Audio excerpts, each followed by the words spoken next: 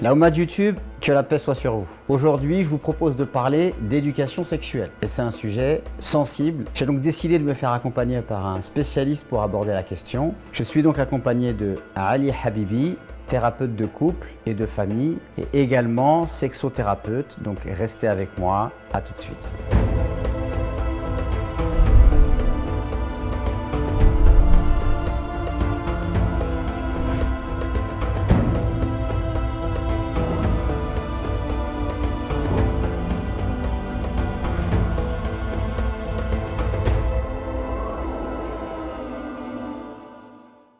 Ali Habibi, salam alaikum. Wa alaykoum assalam wa rahmatullah. Je te remercie d'avoir accepté notre invitation. Merci à toi. Je sais que tu fais beaucoup de choses, que tu es très occupé. Donc merci à toi d'accepter de nous éclairer de tes lanternes sur un sujet donc, qui n'est pas facile, mais sur lequel tu as beaucoup travaillé, donc l'éducation sexuelle. Alors, j'ai envie de te poser plusieurs questions. La première question, c'est est-ce que c'est un sujet pour lequel tu es sollicité lors de tes nombreuses consultations ? Oui, c'est un sujet qui revient souvent quand j'ai affaire à des parents qui s'interrogent justement sur l'éducation sexuelle des enfants, de comment s'y prendre, qu'est-ce qui peut être fait, de ce qui ne peut pas être fait, ou alors d'adultes par rapport à des problématiques au niveau de leur intimité, le manque de connaissances ou parfois plein d'idées reçues, des fausses croyances qu'ils aiment un peu travailler avec moi en consultation, ou sinon lors des interventions, des conférences, c'est un sujet sur lequel on me demande beaucoup d'intervenir et voilà. Donc du coup, tu sens que on va dire le public musulman, entre guillemets, il est intéressé maintenant par ces questions. Oui, il est intéressé parce que je pense que les gens ont pris conscience de l'importance de s'y intéresser, car le fait de ne pas s'attarder dessus pose des problèmes. Alors mon cher Ali, en discutant avec d'autres imams, d'autres acteurs de la communauté, on s'est rendu compte qu'il y avait un déficit par rapport aux connaissances sur la sexualité en islam. Alors que le Coran parle de sexualité, il y a même des versets qui sont très étonnants sur le sujet, que le prophète ﷺ nous parle de sexualité, même de l'acte sexuel en tant que tel, que la jouissance sexuelle lorsqu'elle est assouvie dans le cadre du mariage, elle est considérée comme une aumône. Et malgré tout cela, on en fait une question taboue et finalement on constate qu'il y a un déficit qui serait la cause de beaucoup de problèmes. Est-ce que toi aussi tu fais ce constat ? Oui, totalement. Il y a un réel déficit. Il y a une forme d'éducation qui est assez propagée malheureusement dans beaucoup de familles, qui est la non-éducation sexuelle, donc le fait de ne pas en parler, que ça soit un sujet tabou. Il faut vraiment se rendre compte que ça c'est une forme d'éducation. Ce n'est pas parce que vous ne parlez pas d'une chose que vous n'en parlez pas. Et se taire sur un sujet, c'est dire beaucoup de choses sur le sujet. Et les choses qui sont dites en se taisant sur ce sujet-là, c'est des représentations qui sont fausses et donc qui sont plus islamiques. Et donc c'est là où on voit tout le côté culturel qui va prendre le dessus sur le fait que soit c'est mal, ça, on a une connotation de la sexualité qui est néfaste, qui est mauvaise. Quand vous parlez de sexualité, l'autre mot qui vient derrière, c'est l'interdit ou haram, alors que la sexualité en soi est naturelle. C'est neutre, c'est pas forcément bien ou mal, c'est juste normal et naturel. Selon le cadre dans lequel elle va être justement exprimée, ça peut être bien ou mal. D'où le fait de le vivre dans le cadre du mariage. Mais l'éducation sexuelle ne commence pas quand les gens se marient. L'éducation sexuelle commence à l'enfance. Il va connaître son corps, par exemple. Exactement, ça commence par là, parce que parfois, quand on parle d'éducation sexuelle, les gens s'imaginent tout de suite des choses malsaines. Mais là, vous voyez, s'ils s'imaginent des choses malsaines juste à l'écoute du mot sexualité, c'est que leur référence de la sexualité va dans cette direction-là parce que c'est ce qu'ils ont découvert. Mais un, la sexualité n'est pas malsaine, et deux, l'éducation sexuelle commence par le fait de comprendre, de connaître, de découvrir son corps. Et l'enfant est dans un développement extraordinaire pendant de nombreuses années. Et c'est très compliqué à vivre quand vous ne comprenez pas ce qui se passe. Donc forcément, il y a des questions qui vont surgir. Et si l'enfant ne trouve pas des réponses à ces questions qui sont essentielles pour pouvoir se développer de la meilleure des manières, ça va poser des problèmes. Soit l'enfant va aller chercher ses réponses là où il les trouve. Et là, vous perdez la garantie d'amener le plus de bienveillance et le plus de vérité sur le sujet. Ou alors, il ne va pas forcément chercher, c'est une autre catégorie de personnes, de gens qui ne vont pas aller investiguer, mais ça va rester un sujet inconnu. Le problème, c'est que l'être se développe avec des choses qui se passent en lui au niveau hormonal, au niveau du corps, au niveau de plein de modifications qu'il ne comprend pas, qu'il va taire comme si elles n'existaient pas, mais elles existent, donc elles vont avoir des conséquences. Et les conséquences, on les voit surtout à l'âge adulte. Quand la personne commence à grandir et voir des désirs, des envies qu'il ne comprend pas vraiment ce qui se passe, ou se retrouver dans des comportements problématiques tels certaines addictions, ou alors quand les personnes se marient et qu'ils se retrouvent à ne pas comprendre ce qui se passe au niveau de l'intimité, ou alors même à ne même pas vivre d'intimité tout court, ou que ça ne soit pas forcément épanoui à cause de manque d'information. J'essaie de me mettre à la place de personnes qui ont des enfants et qui pourraient écouter cette vidéo, et je me dis qu'ils pourraient se poser la question suivante, à partir de quand on commence à parler de sexualité, et puis surtout en fonction des tranches d'âge, comment on s'y prend? Je sais que ça c'est des questions qui reviennent souvent puisque la société change, donc les us et coutumes et pratiques vont changer. C'est vrai qu'il y a une certaine époque, il y avait beaucoup moins de pornographie, il n'y avait pas le numérique, le corps de la femme n'était pas autant exposé, et peut-être qu'on pouvait retarder un petit peu, on n'avait pas besoin tout de suite de parler de sexualité. Or, je sais que aujourd'hui, très tôt, les enfants sont confrontés à la pornographie. Il y a même des études sur le sujet. J'ai plus les chiffres exacts. Peut-être que toi, tu connais des études sur le sujet. Voilà, 10, 11 ans, ils ont déjà vu de la pornographie. On sait aussi qu'à l'école, très rapidement, ils sont beaucoup plus précoces sur ces questions-là. Donc du coup, selon ton expérience et ton expertise, en fonction des tranches d'âge, par exemple, en maternelle, en primaire, au collège, au lycée, comment on s'y prend, comment on parle, qu'est-ce qu'on peut mettre en place avec les enfants? Alors, on ne va pas parler de sexualité à des jeunes enfants, donc on ne va pas utiliser des termes liés à la sexualité. Par contre, on peut avoir une éducation sexuelle avec eux juste dans le ressenti du toucher, par les caresses, par les câlins qu'on peut leur faire, par les massages qu'on peut justement faire à ces enfants ou qu'ils peuvent nous faire. Vous voyez que il n'y a rien à voir avec la sexualité, c'est pas sexuel en soi, mais ça permet à l'enfant de découvrir des sensations par rapport au toucher, qui ne sont pas encore une fois sexuelles. D'accord ? On n'est pas dans un cadre malsain de la chose. La maman qui prend son enfant, qui lui fait un câlin, exactement. Qui lui fait un bisou. C'est déjà une éducation sexuelle. Pourquoi ? Parce qu'il y a un ressenti, on ressent quelque chose, c'est pour ça qu'on le redemande en général, sauf quand on est très évitant et qu'on n'aime pas trop le contact physique, mais ça fait du bien. Ce bien que l'enfant va ressentir, il va le réclamer et c'est une bonne chose. Et là, il commence à découvrir progressivement son ressenti, le fait qu'il peut aussi provoquer ce ressenti chez l'autre. Quand votre enfant vous fait un massage, vous avez mal au dos et que votre fille elle vous monte sur le dos en vous marchant dessus, ça vous fait du bien. Et elle le voit, elle le ressent. Vous voyez que là, on apprend à l'enfant que les sensations liées au corps sont importantes. Et il faut les identifier. Il n'y a pas forcément de tranche d'âge prédéfinie parce que ça va dépendre de l'enfant et comme tu le disais, les sociétés évoluent. Moi, à mon époque, jusqu'à l'âge de 15-16 ans, il était inenvisageable qu'entre amis, on parle de filles.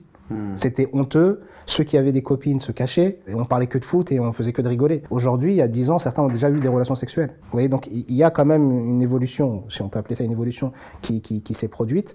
Et donc aujourd'hui, entre 7, 8 ans, on peut commencer déjà à répondre aux questions des enfants parce qu'ils viennent quand même avec des questions. Comment on fait des bébés? Qu'est-ce que c'est quand l'enfant pose des questions sur ses parties génitales? Pour les filles, pourquoi moi ça pousse pas? Ou l'enfant ou le garçon de j'ai peur que ça disparaisse. Donc ça, c'est des questions que les enfants se posent. Et on peut le voir dans certains comportements. Il faut apporter des réponses qui sont au niveau de l'âge de l'enfant. Il faut s'adapter. Il faut s'adapter. Il ne faut pas faire un problème de ces questions. Il ne faut pas dire « Ah, les chômeurs, exactement. Pourquoi tu dis ça ?» Surtout etc. pas. Parce que ça, surtout pas. Il y a une association qui va se créer dans le cerveau de l'enfant qui est que, j'avais l'impression que c'était légitime, mais donc ce n'est pas légitime de poser ces questions-là. Deuxièmement, tout ce qui est lié à ces choses-là, vu la réaction de mon père ou de ma mère, ça a l'air très mauvais. Et donc, il y a un refoulement qui se fait. Et il y a une association d'idées qui est mauvaise. Qui est mauvaise, et même dans le ressenti. C'est-à-dire moi, je rencontre aujourd'hui en consultation des femmes qui, à 30, 40 ans, n'ont jamais vu leur partie génitale. C'est-à-dire qu'elles ne savent pas à quoi ressemble leur partie génitale à elles-mêmes. Je parle pas de ça, on va pas inviter les gens à regarder les parties génitales des autres. Et donc, chez ces femmes-là, on peut parfois voir des blocages au niveau de leur intimité au sein du couple, ou des blocages psychologiques qui vont surgir par la suite. Entre le haut du corps et le bas du corps, il y a vraiment des ressentis très particuliers chez ces personnes. Alors, j'ouvre une parenthèse parce que des fois, il y a des faux hadiths qui ont été véhiculés et qui sont connus par les anciens. C'est-à-dire que si tu regardes, par exemple, une femme, elle regarde la partie génitale de son mari, elle peut perdre la vue, des choses comme ça. Et on sait que c'est des traditions qui sont faibles et que dans la tradition prophétique, c'est tout le contraire. Tout le contraire. D'ailleurs, il y a un hadith authentique où Aïcha rapporte prenez le bain avec le prophète, qu'ils étaient dans exactement. Et que justement, si on revient au hadith authentique, le corps et la nudité de l'épouse ou de l'époux, c'est pas un problème en soi. Ce n'est pas un problème en soi. Il faut bien distinguer le fait de comprendre, connaître, observer son corps et la distinction qu'on doit y mettre par rapport à la pudeur. Ce n'est pas impudique de se regarder. Ce qui est impudique, c'est le fait d'aller chercher à regarder les autres ou la manière qu'on a de parler de certaines choses.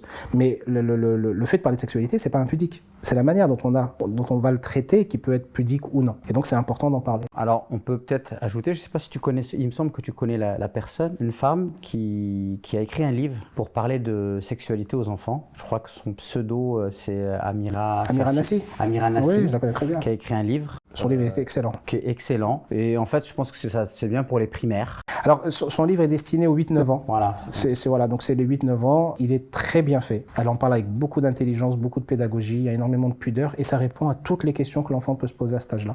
Donc ça, c'est un livre pour moi qui est une référence pour les enfants de cet âge-là, mais aussi pour les parents, pour se préparer justement. Voilà. Alors, comme ça, les parents peuvent acheter ce livre et eux-mêmes, ils peuvent lire le livre, voire même ils peuvent le donner à leurs enfants. Et du coup, parce que je sais qu'il y a beaucoup de parents qui, comme on ne l'a pas fait avec eux, ils se sentent désarmés. Et donc voilà, il y a des outils aujourd'hui que vous pouvez utiliser. Donc, Et même les parents eux-mêmes vont apprendre des choses en lisant ce livre, parce que nous, on est dans le domaine, donc ça nous paraît évident parce qu'on l'a appris et que voilà, c'est réglé. Mais c'est pas si évident que ça quand vous l'avez pas appris. Et surtout quand vous avez appris des choses fausses, comme tu disais tout à l'heure, ça vient encore plus rendre difficile la découverte de ces choses-là. Une fois qu'on a parlé un peu on va dire des enfants, maintenant si on va vers les collégiens et les lycéens, il y a une autre problématique, c'est l'éducation sexuelle, mais aussi l'éducation sentimentale, parce que j'ai l'impression qu'on a tendance à séparer les deux, alors qu'on devrait plutôt essayer de les rassembler, et j'ai l'impression que le discours islamique aujourd'hui sur la question, il est très limité, parce qu'il est uniquement dans ce qui relève de l'interdit, c'est-à-dire qu'il ne faut pas avoir de rapport intime avant le mariage, mais qu'à côté de ça, en fait, on propose pas un projet qui est stimulant pour les jeunes, de dire en fait que, islamiquement parlant, oui, les rapports intimes sont interdits avant le mariage, parce qu'en fait, on a un projet qui est mieux, qui s'appelle le mariage. Exactement. C'est-à-dire que tu vas te préserver et tu vas chercher à établir une relation qui ne sera pas que sexuelle, mais qui sera d'abord sentimentale. Qu'est-ce que tu peux nous dire sur ça et sur le déficit, et puis peut-être comment essayer de le combler? C'est très juste ce que tu dis, et c'est vrai que le problème, c'est pas le discours de l'interdit, parce que le fait d'informer les gens des règles au niveau religieux, c'est important en tant que musulman de respecter les règles, et c'est pas pour rien que ces règles-là sont présentes, comme tu disais, c'est pour vivre quelque chose de meilleur, pour obéir à Dieu, pour se sentir mieux, se préserver d'un mal. de se préserver d'un mal ou de plusieurs maux. Donc la règle en elle-même, elle est bonne. Le problème, c'est les alternatives. Certains prennent des pincettes parce qu'ils se sentent justement limités et ils n'ont pas forcément de solution, et parfois les gens peuvent avoir un ressenti d'un discours un peu hypocrite, où on leur dit ça, vous pouvez pas faire, ok, on l'entend, c'est normal, c'est Dieu a parlé, donc on obéit en tant que croyant, mais on fait abstraction d'une autre réalité qui est que c'est normal d'avoir des besoins, c'est normal d'être attiré, c'est normal d'avoir envie. Au niveau hormonal, surtout à l'adolescence, il se passe énormément de choses, que ce soit pour les garçons et les filles, mais encore plus pour les filles, et ça on le sous-estime énormément. On leur propose pas de solution, il n'y a pas forcément d'écoute, il n'y a pas un discours justement où on va leur expliquer un peu le fait que ça soit normal de vivre tout ça. Et c'est pas parce que c'est normal de vivre tout ça qu'on les encourage à faire tout et n'importe quoi, non. C'est parce que c'est normal et qu'il faut reconnaître que c'est normal de vivre tout ça qu'il faut mettre en place des choses et réfléchir à des choses, d'où le fait, parce qu'il y a une autre problématique, c'est le mariage. L'âge à laquelle on se marie. Entre parenthèses, quelqu'un qui est étudiant et qui va faire des longues études, il va se marier vers 30 ans. Et même sans être étudiant. C'est-à-dire que l'âge moyen aujourd'hui du mariage, c'est une trentaine d'années, et il recule de plus en plus. Chaque dizaine d'années, on perd des années. Et dire à un homme ou à une femme qui a eu sa puberté entre 10 et 13 ans, ou entre 10 et 12 ans environ, peut-être un peu avant ou un peu après pour certains, mais on va dire que c'est la moyenne. De cet âge-là jusqu'à la trentaine, il faut juste pas que tu touches une femme et que tu touches pas un homme, et ça s'arrête là. Et puis ton désir, même comment le gérer, etc., voilà, on n'en parle pas. Il n'y a pas de solution. Je fais juste abstraction. Ouais, mais j'aimerais bien faire abstraction.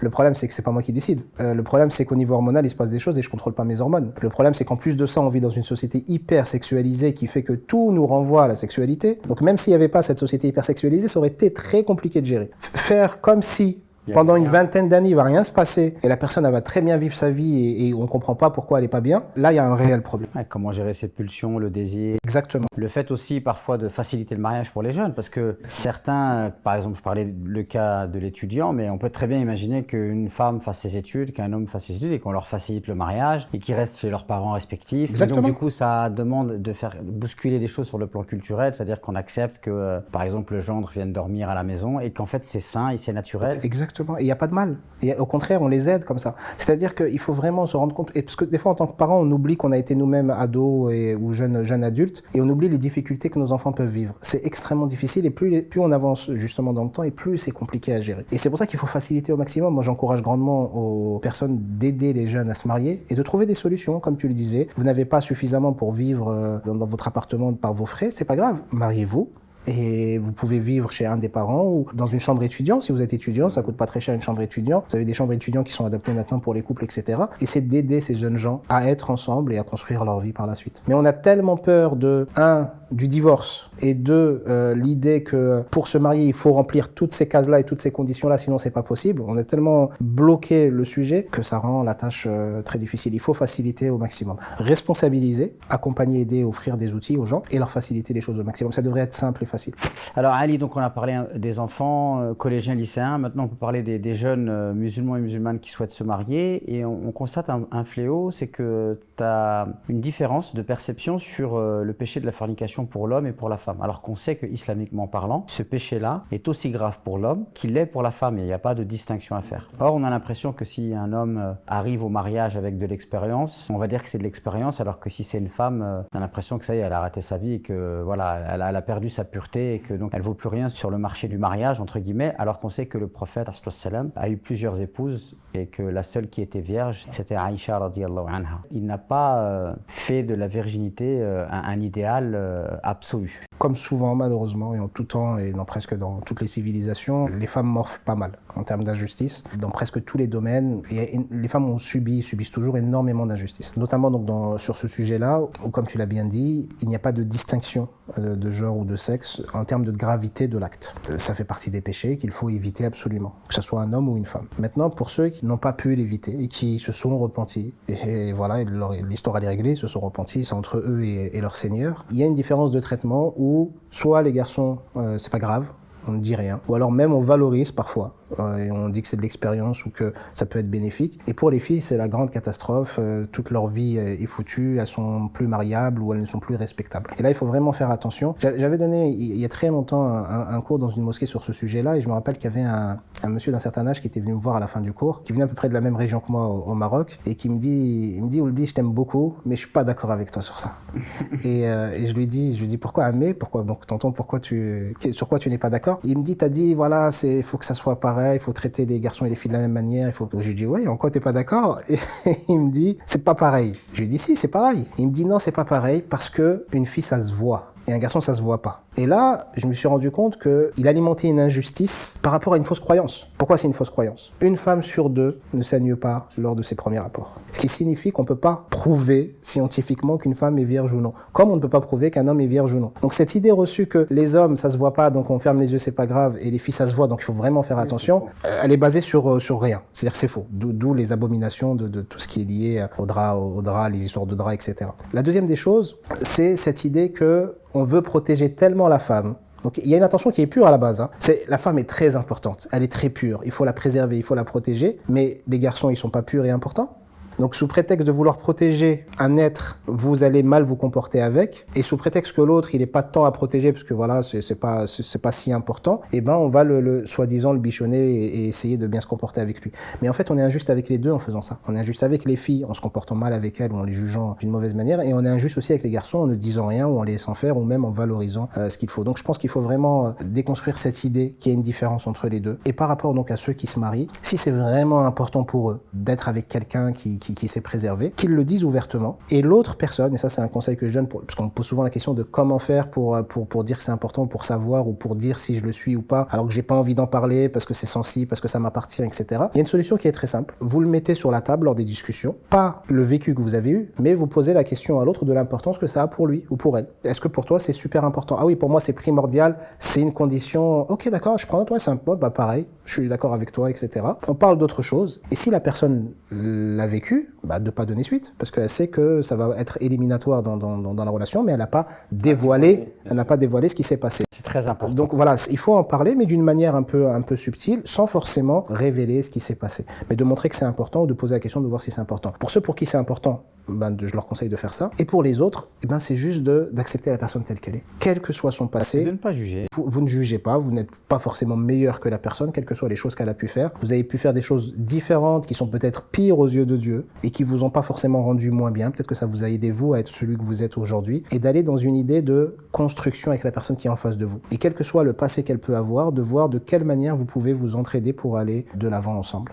Donc je te propose de terminer maintenant sur la sexualité dans le couple, parce que je pense, de par mon expérience, et on en a déjà discuté, que c'est un gros problème dans les couples, le fait de ne pas arriver à un épanouissement sur le plan sexuel. Et le problème, c'est que dans les couples, lorsqu'ils n'arrivent pas à avoir d'épanouissement sexuel, s'il y a eu cette non-éducation et qu'on a rendu la sexualité tabou, c'est qu'on n'en parle pas. Et ça peut aller même donc jusqu'au divorce. Il y a beaucoup de couples qui divorcent, par exemple de jeunes couples qui se marient, qui n'arrivent pas à consommer le mariage. Il peut y avoir par exemple un problème de vaginisme. Ouais. Alors la question, elle est la suivante. Pour toi, à quel point c'est important en fait l'épanouissement sexuel dans le couple? Et qu'est-ce qu'un couple peut mettre en place pour faire de cette question une question en fait où finalement ils arrivent à un épanouissement sur le plan sexuel. Alors, ça va dépendre des profils. Ceux qui réussissent à en parler entre eux, c'est ce qu'il y a de mieux. C'est vraiment d'en parler. À l'intérieur du couple. Et ça reste à l'intérieur du couple. Pas besoin de raconter tout à ses parents ou à ses frères et sœurs, etc. De préserver l'intimité du couple, mais d'en parler ouvertement. D'en parler ouvertement en déconstruisant peut-être certaines idées reçues si elles sont présentes. Parler, c'est quoi? C'est exprimer ses besoins? Exprimer les besoins qu'on a. Donc, il est important d'exprimer les besoins à l'intérieur du couple, que ce soit un homme ou que vous soyez une femme. Votre partenaire est là pour justement vous aider à aller mieux et à mieux vivre et être plus épanoui dans votre relation. La place de la sexualité est extrêmement importante pour la plupart des gens.